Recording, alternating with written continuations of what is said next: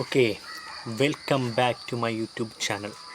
ഞാനിന്ന് പറയാൻ വേണ്ടി പോണത് ഒരു മലയാള സിനിമയുടെ റിവ്യൂ ആണ് പറയാൻ വേണ്ടി പോകുന്നത്. അതായത് ധ്യാൻ ശ്രീനിവാസൻ്റെ ജയിലർ, നമ്മുടെ മലയാളം ജയിലർ എന്ന് പറഞ്ഞ സിനിമയുടെ ഒരു റിവ്യൂവും കാര്യങ്ങളൊക്കെയാണ് പറയാൻ വേണ്ടി പോകുന്നത്.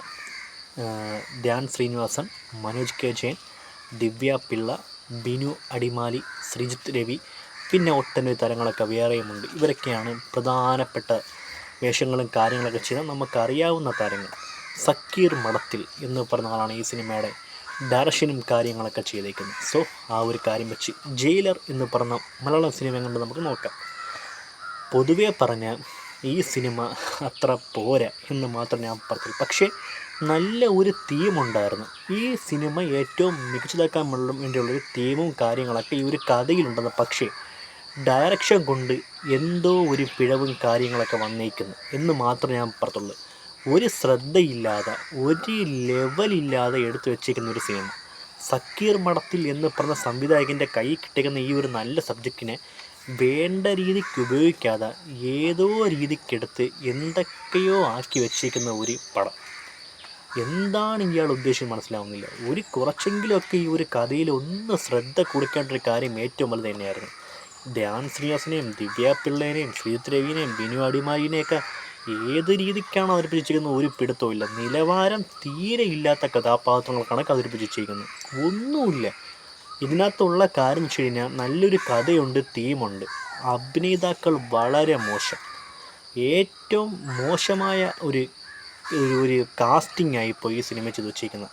അവരുടെ കയ്യിരിക്കുന്ന ഒരു ബ്രില്യൻറ്റ് സ്ക്രിപ്റ്റ് ആണെങ്കിൽ പോലും അവർ ചെയ്തു വെച്ചേക്കുന്ന ഒരു കാര്യം, അയ്യോ എന്തുവാ ചെയ്തു വെച്ചേക്കുന്നത്. ഇവിടെ ശ്രീജിത്ത് രവിയും ബിനു അടിമാലി കൂടെയുള്ള രണ്ടുപേരും എല്ലാവരും കൂടെ ചേർന്നില്ല, നാടകവും തോറ്റു പോണ എടുത്തു വെച്ചേക്കുന്നു.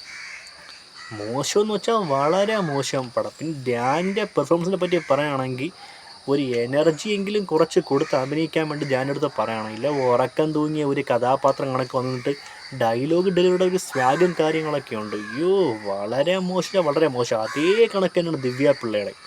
ദിവ്യ പിള്ള എന്ത് കഥാപാത്രമാണോ എന്താണോ ചെയ്യുന്നതെന്ന് ഒരു പിടുത്തവും ഇല്ല.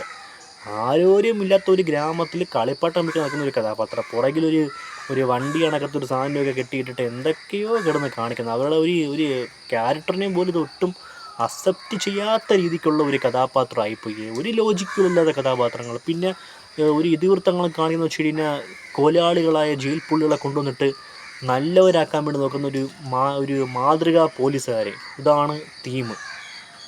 ഞാനാണെങ്കിൽ ആ ശരീരം ഒന്ന് അനയ്ക്കാൻ മതിയായിരുന്നു. ഒരു അനക്കി എന്തെങ്കിലുമൊക്കെ ഒന്ന് അഭിനയിച്ചെങ്കിൽ മതിയായിരുന്നു. പിന്നെ ബിനു അടിമാലിയും ഗ്യാങ്, ശ്രീജിത്ത് രവിയും കാര്യങ്ങളൊക്കെ അവരങ്ങില്ല യുവജനം കണക്ക് അഭിനയിക്കുകയാണ്. നമ്മളെന്തും ചെയ്യും, അതാണ് ഇതാണെന്നൊക്കെ പറഞ്ഞ് എവിടെയും ഒത്തില്ല.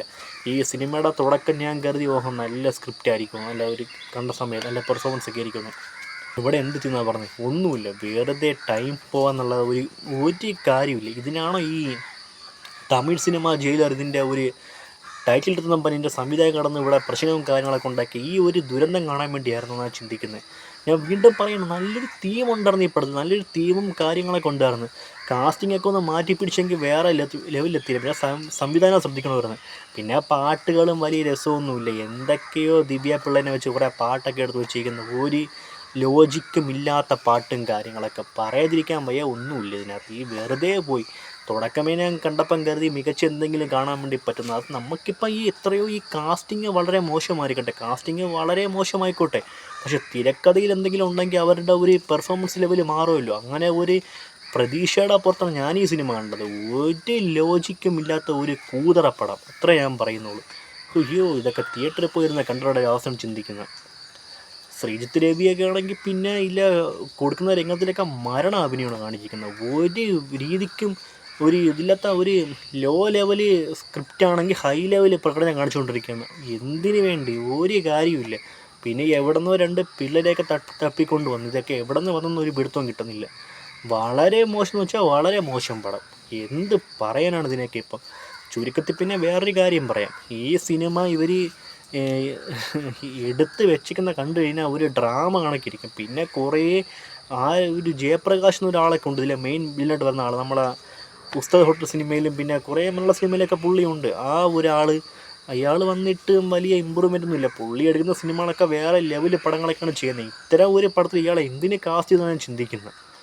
ഇത് ഒരു ഒരു നല്ലൊരു തീമാണ് ഇവർ പറഞ്ഞിരിക്കുന്ന ഈ സിനിമയിൽ. ഒരു തീം പരമായിട്ട് വന്നിട്ട് ഇവർ നല്ല രീതിക്കുള്ള ഒരു ആശയങ്ങളെ കൊണ്ടുവരാൻ വേണ്ടി ശ്രമിച്ച്.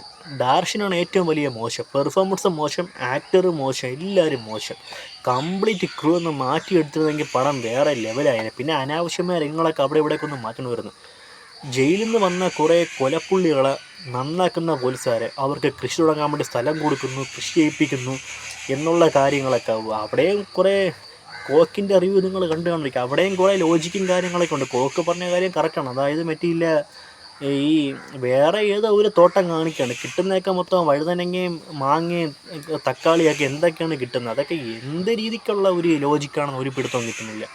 ഒരു വീട്, ഒരു ഗ്രൗണ്ടിനകത്തൊരു പുരയിടം, പിന്നെ ഒരു ചന്ത, ഇതൊക്കെ തന്നെ ഈ സിനിമയിൽ പറഞ്ഞ ഒരു ലൊക്കേഷനും കാര്യങ്ങളൊക്കെ. പിന്നെ വേറെ ഒന്നുമില്ല. പിന്നെ ആ രീതിക്ക് ഇങ്ങനെ ഓടിച്ച് പോയി ഇങ്ങനെ പോയിക്കൊണ്ടിരുന്നു. ദിവ്യാപിള്ളയുടെ ഒരു സൗണ്ട് ടോണൊക്കെ ഉണ്ട്. ഇത് എന്ത് തരം ഡയലോഗാണെന്ന് ഒരു പിടുത്തവും കിട്ടുന്നില്ല. എന്താണ് ഇതിനെ കിടന്ന് കാണിക്കുന്നതെന്ന് എനിക്ക് അപ്പോൾ നമിച്ചു.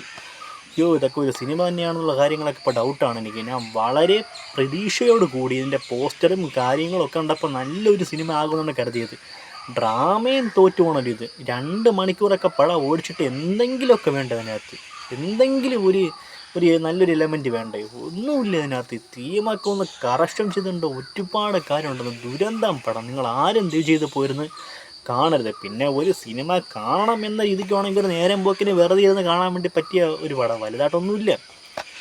അങ്ങനെയൊക്കെയാണ് ഈ സിനിമയുടെ ഒരു റിവ്യൂവും കാര്യങ്ങളൊക്കെ എനിക്ക് പറയാനുള്ളത്. വേറെ ഒന്നും എനിക്ക് പറഞ്ഞില്ല. ആരും ദയവ് ചെയ്ത് കാണണ്ട, അത്ര കാര്യം മാത്രമേ പറയൂ. ഒന്നുമില്ല. പിന്നെ നേരം പോക്കിന് വേണ്ടി ചുമ്മാ ഇരുന്ന് കാണാം, അത്ര തന്നെ. ഇതാണ് ധ്യാൻ ശ്രീനിവാസൻ്റെ ജയിലർ എന്ന് പറഞ്ഞ സിനിമയുടെ ഒരു റിവ്യൂവും കാര്യങ്ങളൊക്കെ. എന്താണിത്?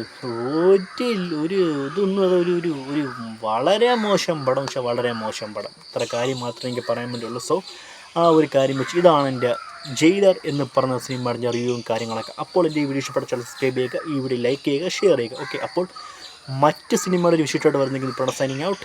ബൈ. ഓക്കെ.